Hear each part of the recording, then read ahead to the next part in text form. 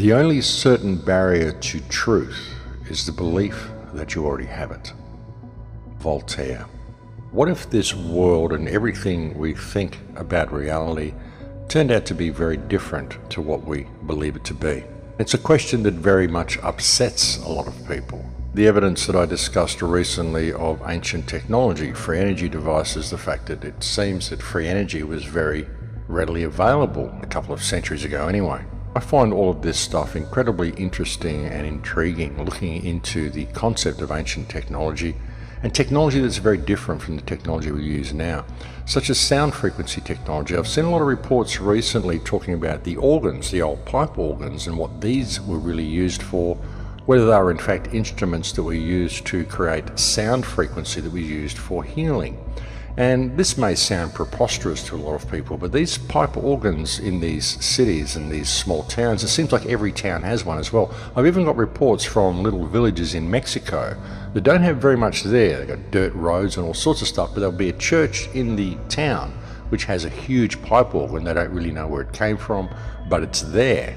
And the question is, what was the real purpose of these instruments? Were they merely for creating music, or was it really a sound healing system that they had? And Royal Raymond Rife was a man who found a way to cure all diseases way back in the 20s or 30s. I think it was in the 1930s or the 1940s they actually had a banquet to celebrate the end of all disease due to the research and techniques that had been uncovered by Royal Raymond Rife, and he was curing incurable diseases, and he did it through sound frequency. He was able to identify viruses, live viruses in the body. He could view them with this microscope that he built. The Rife microscope was an absolutely incredible device which gave him the ability to be able to view viruses in real time. And what he would do, he would put a blood sample under the microscope and he would look at your blood sample and he would subject the sample to a series of light frequencies. Because every light you apply, when you go through frequencies of light and you put them on an object, different frequencies of light will illuminate different aspects of the object. Like if you put frequencies of light on a blood slide, different organisms or viruses or bacteria in the blood will become illuminated under certain lights. And Rife figured out that all you have to do is go through the light frequency until you find the light that illuminates the virus, and then find the corresponding sound frequency, bombard the virus with that sound frequency, and it will shatter like a crystal glass shatters on high C. When an opera singer hits high C, they can shatter a crystal glass. It's the same thing, it's the same principle. All you have to do is find the corresponding sound frequency and you will create a feedback loop which will shatter the virus. And that's what Royal Rife figured out. So when you look at that and you think of these organs and the sound that they produce and the healing that comes from sound, I mean, any people who've gone to sound healings know what I'm talking about, and sound healings may sound incredibly new age and airy-fairy to most people, but they do in fact work. And I find all of this sort of stuff quite intriguing and quite fascinating. And the concept that we had this ancient technology is really not so far-fetched. And when you think about it and you really consider the possibility that this technology has been stolen from us, it really does provide a whole new perspective to look at things from. And you think about these huge pipe organs in these churches, folks. Who built these things? I mean, these things are amazing, the construction of them. Some of them are absolutely huge. Who figured out the frequencies and who got it all that perfect? Who tuned it? And imagine the sound field that it would set up if you went through the entire keyboard and you created that level of sound. I mean, these things are incredibly loud. You could literally cover the entire village in a sound frequency. What if people went to these church buildings and they actually sat in the organ music, and the organ music healed them of all of the bacteria in their body every week when they went to these churches? Perhaps the churches were not places of worship, perhaps they were places of healing. Just a thought. Look at the detail of these organs, look at the detail that went into the construction of them, the meticulous workmanship of them. Look at the detail that went into the construction of a lot of these buildings. Like I said last week, and like I've said quite often recently, a lot of these buildings look more like machines than actual buildings. They look like they're buildings that actually perform a function, which isn't just an aesthetic function of looking good or being a place to pray in. They very much look like they are able to accumulate and harness and use energy in a way that we are unaware of. And when you begin to consider these type of things, even if you don't want to believe them, just considering them, it does open up a whole new train of thought for people. And if you can really consider this type of technology being a reality, then look at the type of technology we use now. Look at the 5G system. Look at all of this digital stuff that we're doing, which is so different to this analog technology that we were using. Anybody who knows the human vessel and understands humanity understands the difference between analog and digital and how it affects us on an emotional and on an energetic level. I mean, it does. I mean, we're very much analog in everything we do, and even that is not the probably correct way to say it, but the whole digital realm that we're being led into now, it's completely the opposite of any of this ancient type of technology we're using.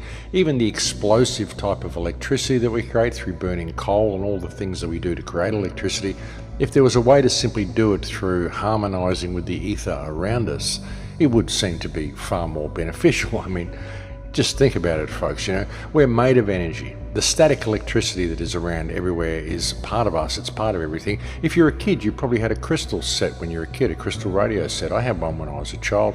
You just combine these crystals and they harvest energy from the field, and bang, you've got electricity, you've got a radio. So why do you need to have these big coal-fired power stations? You know, if you had crystals and copper and metal and wires and put it in the right configuration, why would you not be able to harvest energy from the field? I mean, if you can do it with a crystal radio set, why can't you do it with a huge building and create an energy field which is going to work for everybody? Makes sense to me. It's just that a lot of people aren't prepared to think that way. You know, they see their crystal radio sets they had as a kid as something novel, but apply it on a bigger scale. Look at what you use to make that crystal radio set. You use crystals, you use copper wire, you used all the things that we find in these buildings. But where does it all lead? All of this type of discussion? That's the question, isn't it? I mean, with the rollout of 5G and all of the stuff that's happening, some people may ask, what is the point of looking down these rabbit holes and discussing what may have happened in the past? Well, the point is that this past is so recent. It's not thousands of years ago, it's just hundreds of years ago. And I've tried so many ways of awakening people. I've pointed out the clear and present danger that we're in. I've pointed out the state of urgency that we're in. I've addressed 9/11. I've addressed the state of Israel. I've addressed the war on terror. I've addressed every single thing I can think of to attempt to awaken people and to empower people. And the concept that we had free energy as little as 150 to 200 years ago and we lived in a completely different society, I find incredibly empowering. You know, and if people can grasp this concept and see how recently it really was, that we were very likely in much freer societies than we are now, it may inspire them to want to get back to that. You know, we've got remnants of this culture still here all over the earth, these big copper top buildings, these big churches, these spires, all these things that we can't build now. You know, even the pipe organs that I was talking about before, I mean, you go and find someone who can go and build one of these pipe organs for you. See if you can find someone. See if you can find a church that's even using one of these pipe organs now. In most churches, they may have a pipe organ in there, but it's rarely used. And if it is used, it's just used to play hymns. You think they would really go to all the trouble of constructing an organ of this size and shape and magnitude of some of the ones that you see in these old churches and just use them for playing tunes behind hymns on Sundays? Do you really think they would go to all that effort just to do that? It seems pretty incongruous to me. But I don't know, I find all of this type of information really empowering. Perhaps it will inspire people to actually shake the sleep from their eyes, because that's really what it's like. It's like people are walking around in a daze. All of this technology exists all around them. All of this old world, a lot of the old world still exists all around them, but they're simply not seeing it because they can't see outside of the social construct that they have in their minds. They can't see beyond the history that they've been told, the history they've been taught, the world that they've been indoctrinated into believing is real. You know, a lot of people, when they look at society, they just view it economically. They don't view it from a human perspective. But our society should be there to support life. That should be first and foremost the absolute mandate of anything that we construct to have people living in.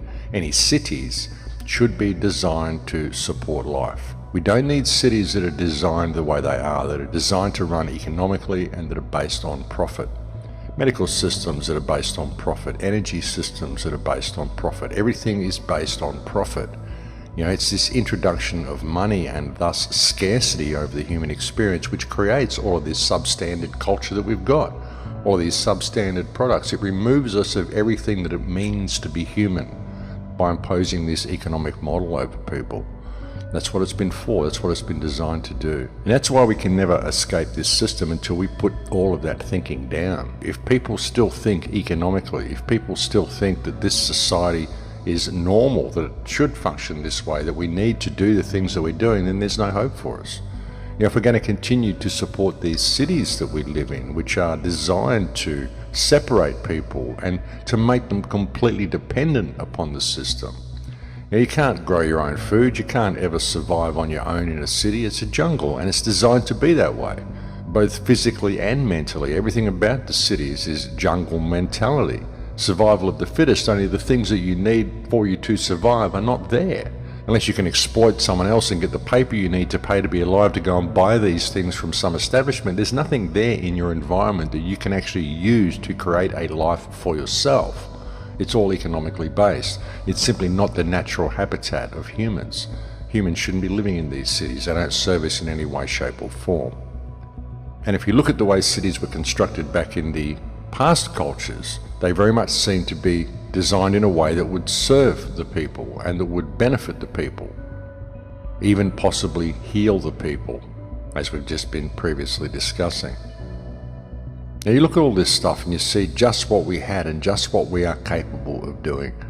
And I don't know, I find it incredibly empowering to think about this. And I find it inspiring, I find it healing. And I think this type of information may be something that will wake people up. So